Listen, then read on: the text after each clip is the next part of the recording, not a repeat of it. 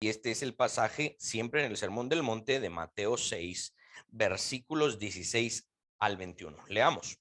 Cuando ayunéis, no seáis austeros como los hipócritas, porque ellos demudan sus rostros para mostrar a los hombres que ayunan. De cierto os digo que ya tienen su recompensa. Pero tú, cuando ayunes, unge tu cabeza y lava tu rostro para no mostrar a los hombres que ayunas, sino a tu Padre que está en secreto. Y tu Padre que ve en lo secreto te recompensará en público. No hagáis tesoros en la tierra donde la polilla y el orín corrompen y donde ladrones minan y hurtan, sino haceos tesoros en el cielo, donde ni la polilla ni el orín corrompen y donde ladrones no minan ni hurtan. Porque donde esté vuestro tesoro, allí estará también vuestro corazón. Oremos. Padre, en esta mañana de nuevo nos ponemos de acuerdo para abrir tu palabra y ser edificados por ella. Yo te ruego personalmente que por medio de tu espíritu me ayudes, me ilumines a compartir el mensaje de acuerdo a lo que está escrito y no meter cosas de más, sino al contrario, poder apegarnos a lo que tú en tu intención original, Espíritu de Dios, inspiraste. Amén. Amén. Como siempre, el significado de la palabra redención nos ayuda a explicar este pasaje. Al igual que la ofrenda y la limosna, el ayuno es una práctica o disciplina cristiana, pero que debe ser redimida. ¿Ok? ¿A qué me refiero? Debe ser rescatada del uso que se le ha dado. ¿Ok? Es una práctica muy noble. El ayuno es una práctica muy noble. No es una práctica que genere orgullo, pero lamentablemente se utiliza para enorgullecerse. Muchos la utilizaban en el primer siglo para enorgullecerse y decir, mírenme, yo ayuno. Y de nuevo, así como hemos venido hablando de las otras partes en el Sermón del Monte, estas prácticas tan nobles como la ofrenda, la limosna, la oración, el ayuno, eran cuestiones que deberían ser puestas en práctica en términos privados, ¿no? Más que públicos. Y tomaban aquello que era privado, que Dios demandaba en privado, y lo hacían público para hacerse nombre. Entonces, esa práctica debe ser redimida. Es decir, tomar la práctica y devolverla a donde debe ser. Entonces, el significado de la redención aquí también nos ayuda a entenderlo, porque esta práctica noble era presa de aquellos a quienes Jesús llama hipócritas, quienes eran básicamente los fariseos. El ayuno es una práctica o disciplina que ayuda a la criatura en su comunión con el Creador. ¿Okay? Es una práctica que ayuda para la comunión con el Creador. Debido a que el Creador es puro y es santo, las prácticas para tener comunión con el Creador, ¿cómo deben ser? Puras y santas.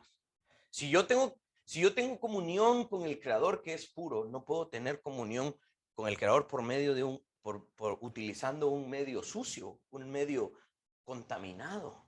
Por eso es que, ¿quién es el mediador entre Dios y los hombres? Jesucristo, porque es el único puro y santo. Ninguno de nosotros podía ser mediador, porque todos nosotros estamos contaminados por nuestro pecado, excepto Él. ¿Sí? Ahora, el hacer tesoros es una indicación de valorar algo sobre otras cosas. La indicación de las palabras de Jesús en este pasaje, como lo diría otra parte de la escritura, es poner la mirada en las cosas de arriba y no en las cosas de la tierra. Poner la mirada en las cosas celestiales. Aquellas cosas que sobrepasan en valor a las cosas terrenales. De eso se trata. ¿Sí? Aquello que se valora, se atesora, entonces se protege. Y esas cuestiones que se protegen y que se atesoran y que se guardan, tienen implicaciones eternas. ¿Ok? Cuando Jesús nos extendió salvación, nos redimió, y pregunto, ¿esa salvación tiene implicaciones solamente en términos temporales? No, la salvación que nos extendió tiene implicaciones en términos eternos. Por eso la salvación tiene que ser en algún sentido atesorada, en algún sentido preciada. Por eso es que ustedes me van a escuchar a mí hablar de salvación a cada rato, porque es un tesoro, ¿no? Es algo muy preciado que se nos extendió. Y eso nos puede ayudar ahorita en aquel verso que Santiago decía, cuidad vuestra salvación con temor y temblor. No es en el sentido de la voy a perder. No, es en el sentido de atesorarla, ¿sí? Es en el sentido de estimarla de gran valor, ¿ok? No en el sentido de que, ay, puedo perder mi salvación. No, porque mi salvación no depende de mí, depende del Salvador. Por eso está más asegurada que Donald Trump. Así va. Nuestra redención, miren, no fue un asunto de implicaciones pasajeras o terrenales, ¿ok? No fue un asunto que esté sujeto al poder de los ladrones para que sea robada nuestra salvación. No, fue un asunto tan poderoso que está lejos del alcance de las amenazas de este mundo. Vean cómo el concepto de la redención de nuevo nos ayuda a entender el pasaje que acabamos de leer. 2 puntos hoy, básicamente. El primero es el ayuno y el segundo es los tesoros. Vamos con el tema del ayuno. El ayuno en el día de la expiación en el Antiguo Testamento, según leemos en Levítico 16, versículo 29, tenía por objeto, oigan esta palabra, afligir el alma, demostrar humillación, tristeza, pero sobre todo esa aflicción, esa humillación tiene que crear sí o sí una dependencia del Creador. Entonces el ayuno tenía un propósito y lo sigue teniendo. Crear aflicción en el alma, crear dolor, humillación, para recordarme que yo dependo del Creador. Ese es el propósito del ayuno, ¿ok? La enciclopedia de Hechos Bíblicos, no sé si lo puse ahí en sus notas, dice, al ver a Jesús ayunando durante 40 días y 40 noches en el desierto, pareciera ser que el ayuno es dejado como un asunto de decisión individual. Y tendría sentido porque en el contexto del Sermón del Monte Jesús habla del ayuno en términos privados. Un asunto que no depende de, es que el pastor no me ha dicho que ayune, entonces, ¿a qué va? No ayuno. Es que el presidente no ha declarado ayuno nacional, entonces no ayuno. No depende de un líder que nos diga cuándo hacerlo. Incluso no depende de que si mi esposa me dice que lo haga o no. Incluso mi esposa podría ni siquiera saber que yo estoy ayunando. De eso se trata lo que estamos leyendo acá. Según el diccionario bíblico Mundo Hispano, dice que los ayunos no eran necesariamente de naturaleza religiosa en el sentido nacional, ¿ok? Eran comunes cuando moría una persona muy querida, ¿no? O en situaciones de mucho, digamos, estrés, o en situaciones de mucho, ¿cómo les diría yo? De mucha aflicción. Por ejemplo, la escena de Esther, cuando viene Mardoqueo y le dice, te toca ir a abogar por tu pueblo frente al rey. Y Esther dice, ¿y si me mata? Pues que te mate, le dijo Mardoqueo, ¿verdad? Pero si la salvación no viene por medio tuyo, de otra parte vendrá. Pero ¿quién quita si Dios te puso en este tiempo para esto? Le dijo Mardoqueo a Esther, ¿sí? Entonces, este es el punto. ¿Qué hizo Esther? Vayan, por favor, y ayunen, ¿verdad? Ayunen, es decir, muestren esa aflicción por la que estamos pasando. Y ese era el objetivo, crear dependencia de Dios en esos momentos. El ayuno, según los fariseos en el primer siglo, tal y como es característico de toda teología y ética, los fariseos regularizaron el ayuno, formalizaron, lo externalizaron como un acto meritorio. Y ahí está el problema, que entra exactamente en contradicción con la teología bíblica. En el momento en el que los fariseos dijeron, hay que hacerlo cada tanto tiempo, de tal manera, y se tienen que vestir así, y cuando empezaron a regularizarlo, dijeron, hay que hacerlo como un mérito. Y este es el problema. Cuando hablamos y nos acercamos a la salvación, a la redención delante de nuestro Dios, no hay mérito que valga, porque es por gracia. Si fuese por mérito, no tendríamos derecho. Entonces el ayuno es inservible cuando se externaliza. cuando se formaliza, cuando se regulariza, cuando se hace algo estricto y se convierte, cada viernes vamos a ayunar, y el que no ayune, ay de usted, el que no ayune, ya no lo dejamos entrar. Ese es el problema. Es una actitud farisaica, ¿no? Es una actitud que busca crear mérito en la gente. Ah, hermano, se nota que usted no ayuna. Ah, hermana, se nota que usted no ayuna. Eso no debiese ser ningún tipo de presión para que lo hagamos, ¿ok? Los fariseos requerían o se requerían a sí mismos el ayuno en los días de Jesús, 2 veces a la semana, según Lucas 18, con mucha demostración externa e hipocresía. Jesús estaba condenando la práctica del ayuno como un acto meritorio, ¿sí? Jesús estaba condenando esta práctica, estaba condenando la actitud del ayuno que tenían en ese momento. Así como Jesús les había enseñado a ofrendar, a orar, a perdonar, asimismo les estaba enseñando a ayunar. Les estaba recordando el verdadero significado de la ley de Moisés. Jesús demandaba a sus discípulos que cuando ayunaran, ungieran su cabeza. En la Biblia vemos 3 formas de ungir a una persona: la unción ordinaria, la unción sagrada y la unción médica, ¿sí?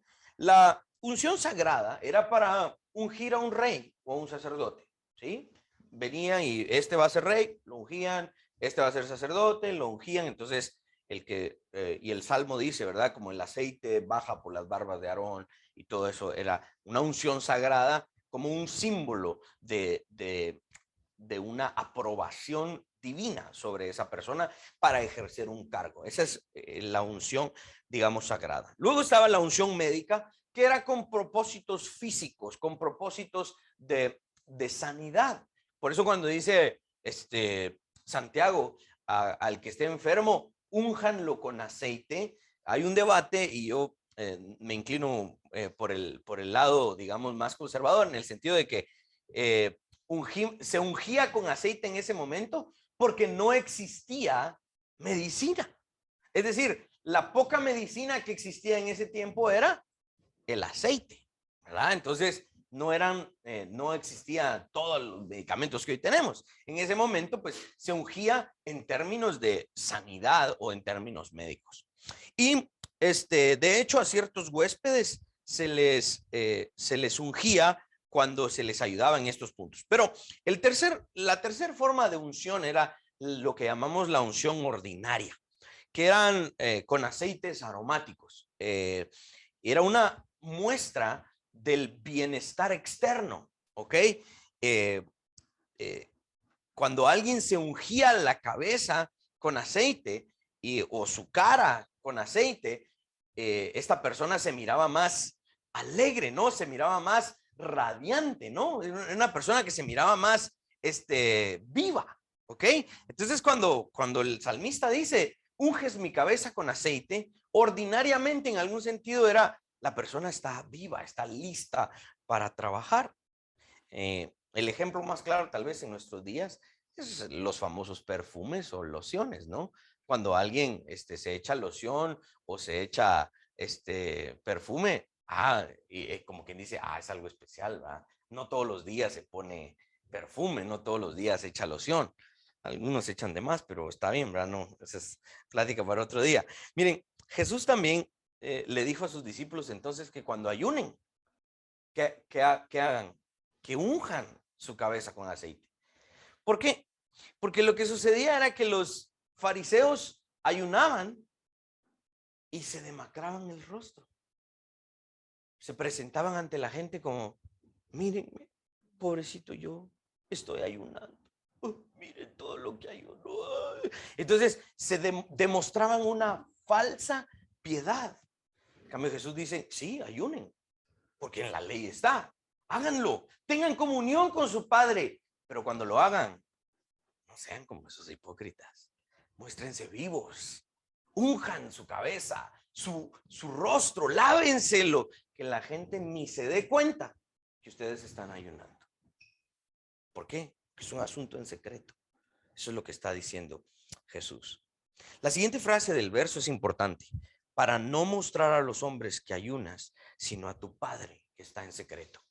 ¿A quién le importa? Finalmente, ¿a quién le importa que ayunemos? Al Padre. A los hombres no. ¿Sí? Al Padre. Jesús está insinuando que el Padre no solo es un Dios que se revela y se manifiesta públicamente, sino que de la misma manera está interesado en aquello que es en secreto.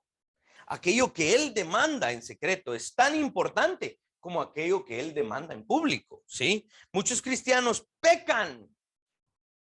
Y aquí quiero ser muy enfático. Muchos cristianos pecan haciendo público aquello que Dios ha mandado en secreto. Y ese es un problema bien grande, ¿sí? Por eso es tan importante la exégesis, ¿no? Es tan importante el analizar el texto en su contexto y prepararnos para decir, ok, ¿qué es lo que Dios me está pidiendo en secreto? Ay de mí si lo hago público. Ay de mí si hago publicidad de aquello que Dios me está mandando a hacer. Y esto ataca nuestro ego, ataca nuestro deseo. Y las redes sociales han alimentado mucho eso, ¿no? Porque muchas veces hacemos cosas y yo me he dado cuenta, ¿no? Yo, gracias a Dios, ya le he bajado bastante, pero antes era así, ¿no? De que, esto está bueno para publicarlo. Esto está bueno para una foto. Esto está bueno. Yo no estoy en contra, por ejemplo, de publicar cosas. A mí me encanta publicar los cachetes de Josué, por ejemplo, ¿verdad? Foto que donde se le miran los cachetes. Qué chileno se le miran los cachetes, ¿verdad? Me gusta, pero no es una cuestión de que apele a mi ego. Pero sí tenemos ese problema, que hay muchas cosas que deberían ser para nosotros y el Padre.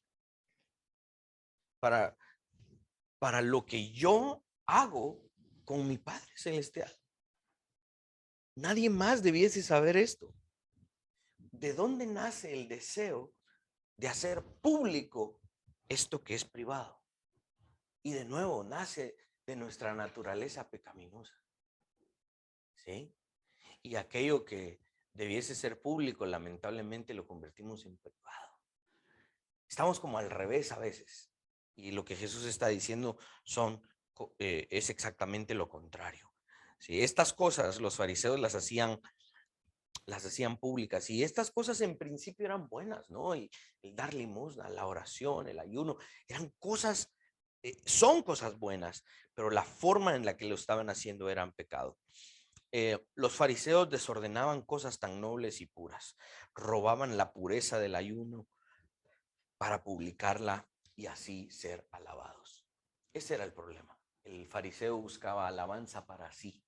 Decía, mírenme, yo ayuno, alábenme. Y el discípulo debería ser, ¿vos estás ayunando? Sí, ni me di cuenta. Qué bueno. Ese era el objetivo. ¿Ok? El segundo punto de hoy es el tema de los tesoros. ¿Sí? No hagáis tesoros en la tierra. Y aquí hay que entender bien esta parte. En el Israel del primer siglo, las personas compraban terrenos, obviamente sus heredades, y escogían una noche sin que nadie los viera. Una noche sin aviso, y tomaban sus objetos de valor e iban a su terreno sin que nadie los viera, cavaban un hoyo y ahí enterraban sus objetos de valor, o lo que llamamos tesoros, ¿no? Recordemos que en Israel la ley castigaba duramente a aquel que traspasaba los límites de la propiedad ajena. O sea, había maldición en contra de aquellos que se tomaban un pedacito de terreno que no les pertenecía. Había maldición a aquellos que llegaban a allanar un terreno ajeno. Por lo tanto, cuando alguien iba y escondía tesoros en su terreno, era realmente una forma muy segura de guardar sus bienes preciados. ¿Ok? Es como lo que hacemos hoy en el banco, ¿no? Me regalaron esto, me regalaron aquello. No ando los billetes aquí para allá, pues, sino que busco un lugar donde ir a guardarlo. Entonces, esta costumbre es probablemente a la que Jesús hace referencia cuando enseña la parábola del tesoro escondido. Cuando Jesús dice, un hombre caminando por un terreno vio un tesoro, ¿verdad? Muy escondido, porque esta era una costumbre muy común, ya que personas acumulaban tesoros y ¿qué era lo que sucedía? Mucha gente olvidaba dónde había enterrado sus tesoros. Dice Fred White, el escritor de aquel libro Usos y Costumbres de las Tierras Bíblicas, que sucedía que la gente enterraba sus tesoros y a veces moría y no le decía a sus familiares dónde habían enterrado sus tesoros. Entonces, cuando alguien de repente compraba una heredad y trabajándola, ¡pum!, se topaba con algo, era de esa persona, porque ya el terreno era de él, ¿no? Entonces, esto sucedía mucho. No obstante, la amenaza de los ladrones no se podía descartar, ¿ok? Tanto en aquellos casos donde la gente enterraba sus tesoros, como cuando la gente escondía sus tesoros en su propia casa. En aquel tiempo, pues las casas no solían ser de concreto o de piedra, eran solo las personas que tenían mucho dinero, pues tenían construcciones más sólidas, ¿no? Pero la gran mayoría de gente tenía construcción de lo que hoy llamaríamos adobe, que es como un ladrillo de lodo, digamos, que más que derribarlo, uno podría básicamente escarbar con la mano, ¿sí? Escarbar con la mano a través de la pared y entrar. Esa era la costumbre de muchos ladrones, escarbar las paredes y meterse para ir a extraer tesoros. Entonces, eso es lo que dice la palabra de Jesús aquí, que los ladrones minan y hurtan, es decir, escarban y roban, ¿no? El análisis de esta figura literaria que leemos aquí en Mateo 6 sobre los tesoros nos tiene que ayudar a no interpretar estas frases como absolutismos. Voy a explicar un poquito. Las palabras de Jesús son contundentes, ¿ok? Pero esa contundencia es contextual, depende del contexto. Si alguien lee la primera parte de este verso, en términos absolutos, corre el peligro de llegar a conclusiones muy equivocadas y prácticas muy equivocadas en contra de la Biblia. Leamos, dice, no os hagáis tesoros en la tierra, donde la polilla y el orín corrompen y donde ladrones minan y hurtan. Ok. ¿Dónde está la contundencia de las palabras aquí de Jesús? Cualquiera podría tomar esta frase y aplicarla literal y consistentemente. No os hagáis tesoros en la tierra. Ah, bueno, no voy a ahorrar, no voy a buscar prosperidad, no voy a trabajar duro con tal de obtener más, o sea, lo que necesito. Y de hecho, hoy en día, no voy a decir el nombre porque algunos de ustedes lo conocen, pero hay gente muy que yo respeto mucho, que en la interpretación de este verso hacen votos de pobreza. Porque Jesús dijo, no os hagáis tesoros en la tierra. Entonces, se comprometen delante de Dios a vivir su vida hasta la muerte en pobreza. Porque Jesús dice aquí, no os hagáis tesoros en la tierra. Entonces, por ende, aquellos que, en nuestro caso, a nosotros nos ha costado, pero gracias a estos últimos años lo hemos podido hacer, aquellos que ahorramos, aquellos que buscamos tener una casa propia, aquellos que buscamos tener un mejor carrito de vez en cuando, aquellos que pues queremos hacer algo más, ¿no? Estamos mal, según otras personas, ¿no? Porque Jesús dijo, no os hagáis tesoros en la tierra. Entonces hay un problema aquí de interpretación que quiero llevarlos paso a paso. Aquí muchas personas aplican literal y consistentemente este punto y llegan a creer que Jesús los manda entonces a no ahorrar, a no amontonar herencia para sus hijos, ¿sí? Hay mis hijos que miren cómo salen. Yo no les voy a dejar herencia porque Jesús dice no amontonar tesoros, ¿sí? Y el libro de Proverbios claramente llama al hombre sabio a amontonar no solo para sus hijos, sino que también para los hijos de sus hijos. Entonces aquí habría una contradicción, ¿no? Porque si el libro de Proverbios dice que el hombre justo y sabio deja herencia no solo a sus hijos, sino a los hijos de sus hijos, cosa que yo realmente estoy intentando hacer. No quisiera dejarle herencia solo a Josué y a Lucas, sino que quisiera dejarle herencia a los hijos de ellos. Y con mi esposa estamos trabajando para ello, porque creemos que eso es lo que la Biblia nos manda. Pero entonces cuando Jesús viene aquí y dice no amontonar tesoros, hay una contradicción. Pero hay que entender lo que Jesús está diciendo aquí. Jesús no está contradiciendo lo que dice el libro de Proverbios. ¿En qué sentido son contundentes las palabras de Jesús aquí? Pónganme mucha atención. Las palabras de Jesús son contundentes en el contraste. En el contraste. Porque lo que estamos viendo aquí es literatura. ¿Ok? Por lo tanto, leer literalmente significa leer de acuerdo a su literatura. Este verso es lo que se llama un paralelismo de contraste. Por lo tanto, debe ser interpretado de esa manera. Los tesoros terrenales no deben tener mayor valor que los tesoros celestiales. Ese es el contexto. Ese es finalmente el mensaje de estas palabras de Jesús. Allí está la contundencia. En ese sentido, entonces, seguimos teniendo la responsabilidad de ahorrar, de ser libres de deudas, de amontonar para nuestros hijos y para nuestros nietos, de tener para poder dar. En ese sentido, seguimos teniendo la responsabilidad de acumular tesoros. No en el sentido de comprometernos con la pobreza, ¿sí? Y en ningún sentido vemos a Jesús prohibiéndonos buscar una prosperidad económica. En ningún sentido vemos eso de parte de Jesús. Mucho ojo, Jesús no está reprobando a la persona que es próspera económicamente. El padre de la fe, Abraham, era un hombre de verdad muy próspero. Dios lo prosperó. Este es un llamado a realmente ser responsables en cuanto a nuestro sentido de valores y la escala de valores que tenemos en nuestra mente y en nuestro corazón. Para nosotros, ¿qué tan importante es aquello que es celestial?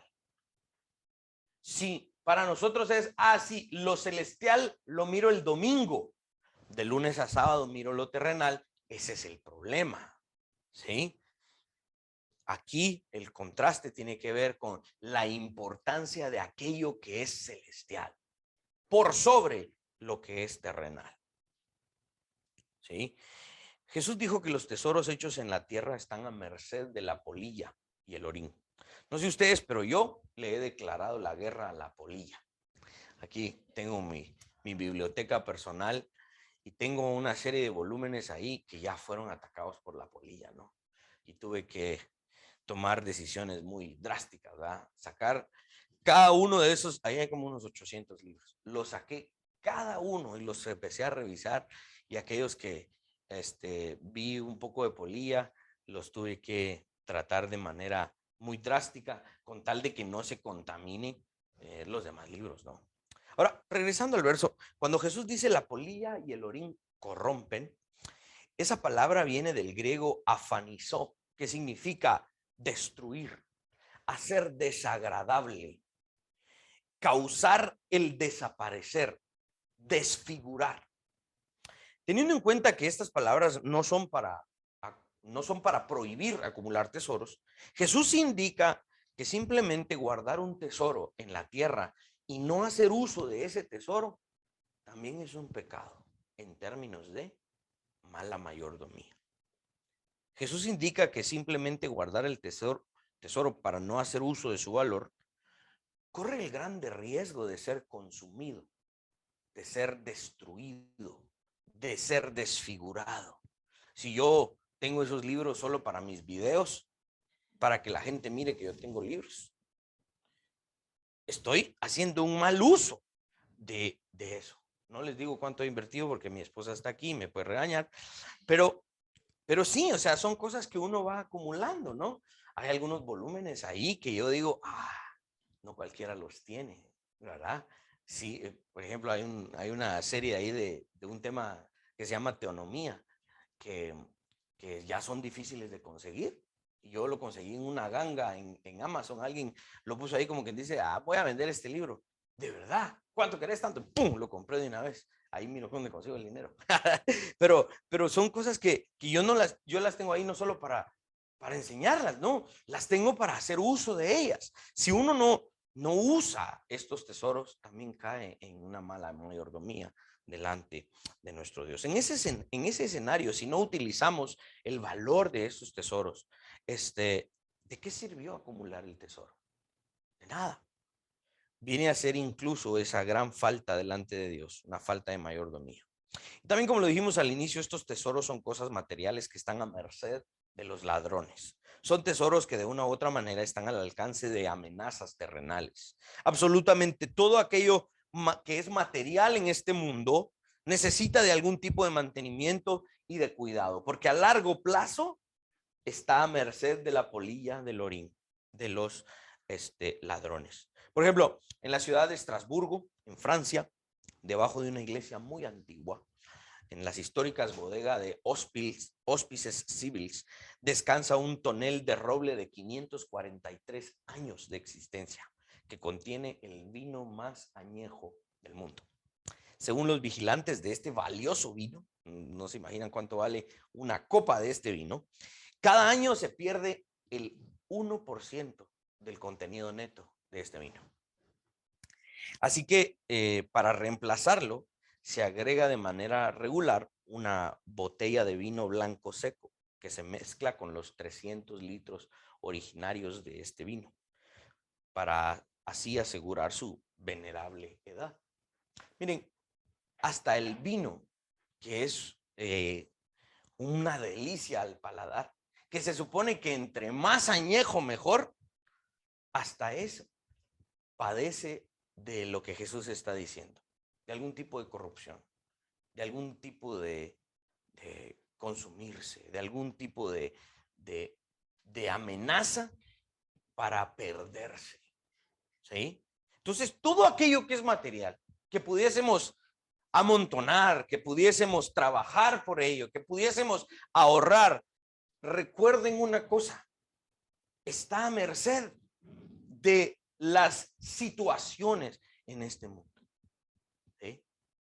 Cuando yo con mi esposa empezamos a ahorrar, mi jefe, quien es una persona pues muy dotada en el tema de las finanzas, me dijo, mira, William, cuando estés ahorrando, me dice, intenta convertir tus ahorros en cosas que sean difíciles de robar, difíciles de que te quiten. Por ejemplo, si conviertes tus ahorros en una propiedad, un terreno, una casa, eso es más difícil que te lo quite el banco, que te lo quite el gobierno. Es algo mucho más sólido, ¿no? Que tiene mayor durabilidad. Pero yo compro un terreno, eso y lo otro. ¿Qué pasa si de repente viene un terremoto tan grande y exactamente donde está mi terreno se abre la tierra? Lo perdí, ¿verdad? O sea, finalmente, por muy duradero que sea, está a merced de las situaciones que nos rodean. ¿Ok? Eso no significa que no debemos trabajar y no debemos ahorrar. Pero lo que sí significa es que no podemos poner nuestro corazón en esas cosas. No podemos poner nuestra vida en esas cosas. Mi esposa me dice, mira, tenemos que dedicarle tiempo a los niños. No tengo tiempo, tengo que ir a ver mi terreno. No, mira, tenemos que hacer esto y lo otro. No, tengo que ir a ver mi casa. No puedo poner mi vida, mi interés total en estas cosas. No puedo estimar estas cosas de mayor valor que las cosas celestiales. Porque están sujetas al desgaste, están sujetas a la corrupción, a consumirse. Con esta declaración Jesús está recordando a su audiencia lo frágil y pasajero que es lo material. De verdad, una persona pudo haber trabajado muchísimo y acumular muchísimo, y todos miran sus cuentas de banco, miran los carros que tiene, mira las propiedades que tiene. ¡Wow! Mira la ropa que se pone. Y todo el mundo le aplaude. ¡Wow! ¡Qué montón tiene! Sale de aquí y un tráiler de esos que se parquea ahí al frente, a veces no lo deja pasar, se le van los frenos y lo mata. ¿Cuánto le duró lo material? Lo que Dios quiso. Entonces, Dios está llamando, Jesús está llamando nuestra atención a que por mucho que nos afanásemos en ahorrar, en producir, en acumular, es muy pasajero, es muy frágil a la luz de lo eterno. ¿Sí? Los tesoros materiales en este momento están bajo las amenazas de las implicaciones del pecado. Cuando el pecado entró en el mundo, introdujo consigo un poder devastador. ¿Sí? Un poder devastador. Por eso dice Romanos 8, la creación está sometida a vanidad. Porque el poder devastador del pecado es grande. Pero, de nuevo, la contundencia de esto es el contraste. Pero, ¿cuál es el poder restaurador del evangelio? Mucho más grande. ¿Por qué? Porque el evangelio nos ayuda a ver en términos eternos, no solamente en términos terrenales. Quiero traerlos de nuevo al significado original, porque Jesús parece condenar a hacer tesoros en la tierra a la luz de, en contraste con, en comparación con los tesoros celestiales. Esto lo sabemos porque Jesús introduce el contraste. Ya dijimos, no amontonéis tesoros en la tierra donde el orín y la polilla corrompen, donde los ladrones minan y hurtan. Sino, ahí está el contraste, haceos tesoros en el cielo, donde ni la polilla ni el orín corrompen y donde los ladrones no minan ni hurtan. Jesús marca el contraste. ¿Qué significa hacer tesoros en el cielo o hacer tesoros celestiales? Por decirlo de alguna manera, valorar en nuestra escala de valores, en la parte más alta, aquello que no es terrenal, aquello que proviene de nuestro Dios, aquello que ha sido regalado de parte de Dios. Si los tesoros terrenales sufren corrupción, sufren desgaste, el contraste es claro. Los tesoros celestiales, no. Por lo tanto, estos tesoros no están sujetos al ámbito material. Estos tesoros están fuera del ámbito material. ¿Qué cosas, según la Escritura, son tesoros celestiales? Iniciemos por las mismas cosas que el Sermón del Monte nos da, ¿ok? En algún sentido, el Sermón del Monte interpreta el Sermón del Monte. A grandes rasgos, Jesús ha estado hablando de dos cosas hasta este punto: su ley y su justicia, ¿sí? Esas dos cosas Jesús ha estado hablando. Dos conceptos que llenan el perfil de aquello que es un tesoro celestial. Son dos conceptos íntimamente relacionados: su ley y su justicia. Steve Tolini en otra prédica, en uno de sus libros, en uno de sus videos, hace la referencia de la mano y el guante. El guante tiene forma de mano, pero no es la mano. El guante necesita de una mano para que le dé consistencia y movilidad y le dé más vista, ¿no? Bueno, la ley y la justicia son así, como la mano y el guante. Se parecen mucho, ¿no? Ambos conceptos se desprenden ¿de dónde? De la naturaleza y el carácter de Dios, ¿sí? Son perfectos. Su ley es perfecta. Su ley es eterna. Su justicia también. Su ley y su justicia son intangibles. Por lo tanto, tienen la capacidad de perdurar por los siglos. ¿Desde dónde conocemos la ley de Dios? La humanidad, ¿desde dónde conoce la ley de Dios? Desde el jardín del Edén. Y la va a conocer hasta el día en el que Jesús regrese. Y esa ley va a estar intacta desde el principio hasta el final. El mismo sermón nos dice que ni una tilde ni una jota de la ley pasará. Puede pasar el cielo y la tierra, pero mi ley no pasará. ¿Se dan cuenta? Ese es un tesoro celestial, porque no está sujeto a lo que es material. Su justicia. ¿Desde dónde conocemos su justicia? Desde el origen. y la vamos a conocer al final. Nosotros la vamos a conocer siendo recompensados con nuestra salvación y por la eternidad estando con Él. Pero la justicia la van a experimentar también aquellos incrédulos. Y esa justicia va a permanecer intacta porque no está sujeta al ámbito material. ¿Sí? Jesús mismo nos dio claros ejemplos de su ley y su justicia. Cuando hablamos de su ley, Jesús en el Sermón del Monte habló de ¿qué? Del adulterio, habló del asesinato, habló de los pecados estos, ¿no? Y cuando habló de su justicia, habló de la limosna, de la oración, del ayuno, ¿sí? Habló de estos dos conceptos. ¿Qué otro tesoro celestial existe? Que podemos decir, este es un tesoro celestial. Bueno, su palabra o su revelación. La escritura es uno de los tesoros más preciados de la humanidad. Por eso se llama canon bíblico, debido a su perfección, exactitud y belleza.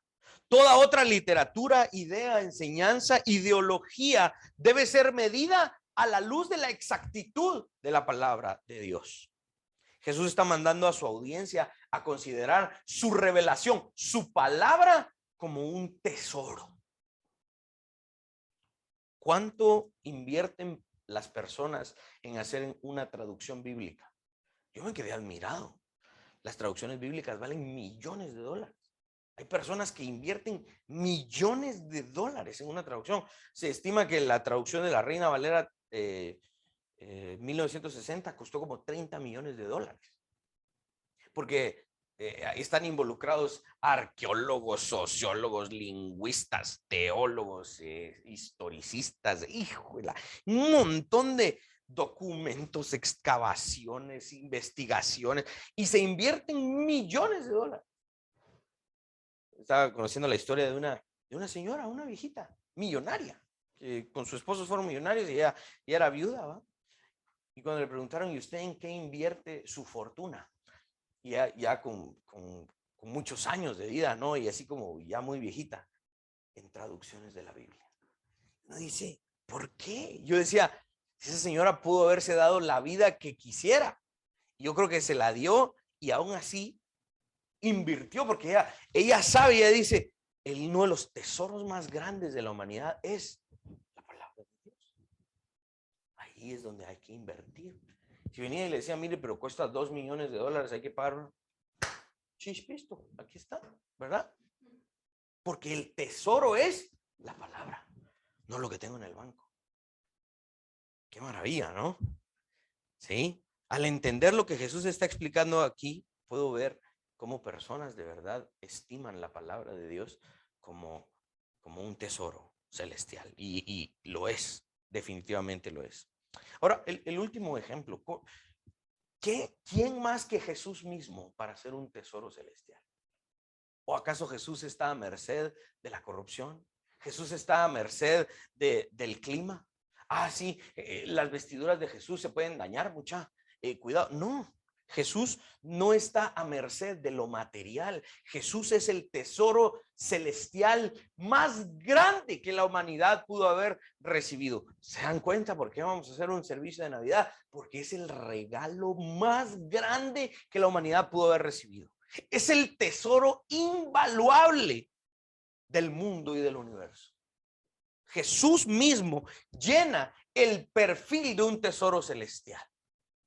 Y sí, tengo malas noticias para aquellos que todavía no les alcanza su fe. Los tesoros celestiales no se pueden agarrar, no se pueden tocar, no se pueden palpar, no se pueden oler. No se pueden guardar en una caja fuerte. No se pueden guardar en el banco. No se pueden guardar con abogados y escrituras. No se puede. Porque son tan invaluables. Son tan preciados que intentar guardarlos en algún lado disminuiría su valor.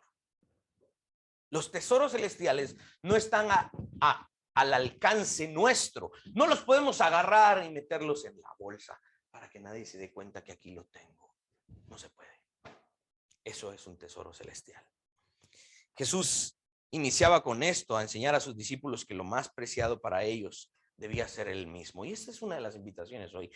Jesús para ti es uno de los tesoros más grandes, o al contrario, es el tesoro más grande que has podido recibir? Y espero que la respuesta de cada uno de nosotros sea sí. Por eso es que estimo a Jesús por sobre todas las cosas. Yo llegué al punto y yo le digo a mi esposa, tenemos que estar listos. Tenemos que estar listos. Si el doctor Steve Ottolini nos llama y nos dice, mira, necesito que con tu esposa se vayan a vivir a África porque vamos a abrir una nueva escuela allá y quiero que te hagas cargo. Yo le dije a mi esposa, nos vamos. Tenemos que estar listos para eso, porque es lo que Jesús nos ha pedido hacer, ¿sí?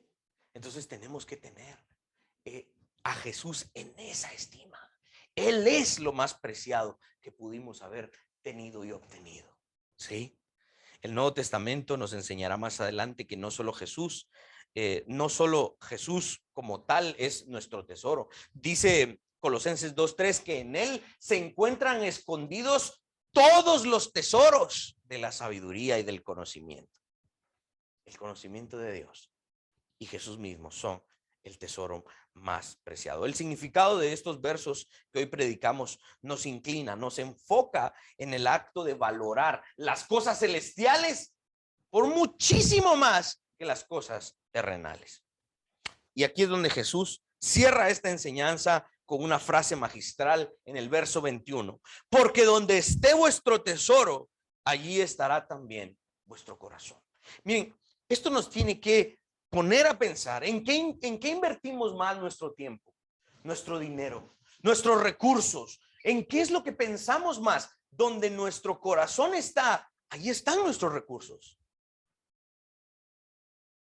Y yo no estoy hablando que solo los pastores tenemos el privilegio de invertir nuestro tiempo en la palabra y en Jesús, pero sino que todo cristiano debe de tener esa actitud constante de invertir su corazón, su tiempo, su pensamiento, sus ganas en lo que Jesús le demanda, más que en sus propios intereses. La palabra aquí que se traduce corazón viene del griego cardia, que significa mente, voluntad, volición, intención, todo ese deseo, ese ímpetu juvenil que todos tenemos todavía. ¿En qué lo invertimos? Más vale que sea en Jesús y en sus demandas, porque allí está nuestro tesoro, o allí debe estar nuestro tesoro. El significado original para la audiencia apunta a que se debiese atesorar la ley, la justicia, el reino de Dios por sobre todas esas cosas. Por eso es que ahorita más adelante, cuando lleguemos al versículo 33, vamos a entender el contexto. Buscad primeramente el reino de Dios y su justicia. ¿Por qué? Porque esos son los tesoros. Eso es lo más preciado para el ser humano. Apliquemos y vamos terminando. Joseph C. Moorcraft III rescata 3 enseñanzas importantes sobre el ayuno. Número 1, ahí están en sus notas. El ayuno no debe hacerse de manera mecánica. Sí, mira, mi amor, vamos a ayunar todos los viernes. Todos los viernes vamos a ayunar. No, no tiene que ser así, ¿ok? 2, el ayuno no debiese ser parte de una disciplina semanal cristiana. La disciplina es perpetua y permanente. Siempre nos estamos disciplinando. El ayuno es ocasional y excepcional, más que por preocupaciones ordinarias. ¿Ok? Y número 3, el ayuno no se debería hacer para obtener resultados rápidos e inmediatos. Quiero que me salga tal negocio, voy a ayunar. No, no está diseñado para eso. ¿Ok? El verdadero ayuno jamás debería ser visto como un método más efectivo para obtener bendiciones de Dios. No, el ayuno es una cuestión privada que Dios nos ha regalado para tener una mejor relación con Él, para crear dependencia de Él. Cuando yo ya me estoy tirando por aquellas cosas materiales y quiero más y estoy muy ocupado en eso y no tengo tiempo, me estoy desvelando porque si no le dedico tiempo a este trabajo, no voy a salir, no voy a tener para pagar y quiero más. Cuando yo estoy más inclinado a eso, ahí, ok, tengo que entender que yo dependo del Señor. Ahí es el momento de ayunar y decir, Padre, necesito crear dependencia de ti. Y eso lo debe saber uno, nada más. No publicar una foto y hashtag ayunando. No, no. Es una cuestión personal, ¿ok? Martin Lloyd Jones, el gran predicador de la capilla de Westminster en Inglaterra, si no estoy mal, él decía, siempre debía ser, decía que el ayuno siempre debía ser considerado como un medio para un fin y no como un fin en sí mismo. Es algo que el hombre debería hacer solo cuando se ve impulsado o guiado por razones espirituales. No se debería hacer solo porque una sección de la iglesia lo hace el viernes. Así que aquí no vamos a tener un grupo de hermanas encargadas del ayuno. No, cada quien va a ayunar cuando necesite crear dependencia de Dios. Amén. Ahora, de nuevo, vamos a ir avanzando ya en la aplicación para terminar este punto de los tesoros. Y ahí en sus notas les puse en cuanto a los tesoros, nosotros mismos debemos amar y atesorar su ley, su justicia, su palabra, amarlo a Él como nuestro más grande tesoro. Y aquí quiero hablar de algo que se me ocurrió y le puse por nombre el síndrome de Doña Florinda. ¿Por qué? Miren, cuando alguien ha ahorrado una buena cantidad de dinero, a cada rato se mete a su cuenta, va para ver cuánto tengo. O a cada rato se mete para ver cómo está lo que ha hecho él mismo o ella misma. Todos los días hace cuentas, quiere agregarle más a lo que ya consiguió y vuelve a pensar si lo invierto, no lo invierto, mejor lo aguardo, mejor esto y lo otro. Cuando está consumido pensando en eso, ¿qué es lo que ha sucedido? Ya no es un tesoro que yo hice. Ya no es un tesoro que yo poseo. Al contrario, ese tesoro me posee a mí. Yo le sirvo a ese tesoro porque estoy preocupado en ese tesoro, en el bienestar de ese tesoro. Ya no lo poseo, sino que me posee a mí. Ahora, ¿por qué digo que es el síndrome de Doña Florinda? ¿Cómo le decía Doña Florinda a Kiko? Tesoro, ¿verdad? Doña Florinda le decía a Kiko tesoro porque Doña Florinda podía controlarlo. ¿Sí? Y ese es el problema, ¿no? Muchos sufren de este síndrome. Sufren del síndrome de Doña Florinda porque están consumidos por lo que han logrado, por lo que han acumulado, por lo que están haciendo y logrando.